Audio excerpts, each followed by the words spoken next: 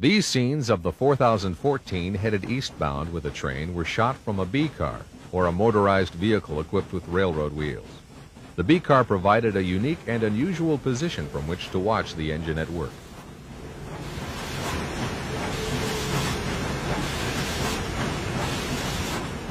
With Bob Ames at the throttle, this train rolls east out of Laramie. The 4000 class big boy locomotives were not only the largest locomotives on the railroad, they were the most powerful. These engines could develop over 6,000 horsepower at 35 miles per hour. Big boy locomotives were conceived and designed to lift trains up the 1.14% grades of the Wasatch Mountains between Ogden and Green River without helpers. As designed, the engines were rated at 3,600 tons over the Wasatch grade.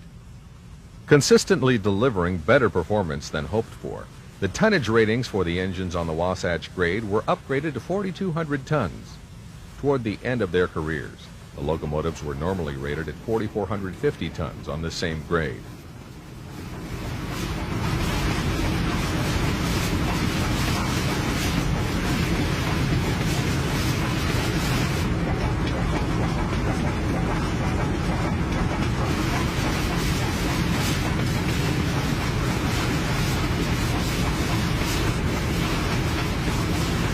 Fireboxes on the big boys were almost 20 feet long by 8 feet wide.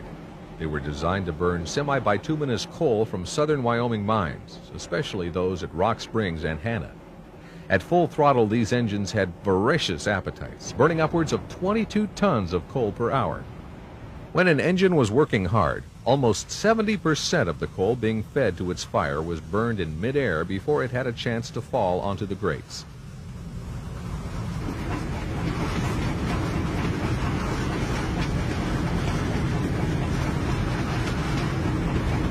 The long boilers were able to evaporate 12,500 gallons of water per hour at full throttle. Carrying 300 pounds of steam pressure, boilers for the big boys were state-of-the-art for modern steam power.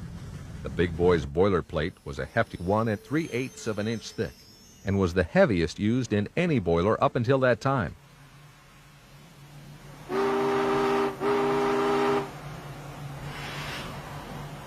After a brief stop, Bob demonstrates how effortlessly a big boy can get a train rolling, even on a grade. 4000 class engines were extremely sure-footed, much more so than their predecessors, the 4664 Challenger locomotives. Rarely did one of the big boys slip, even when starting a heavy train on wet rail.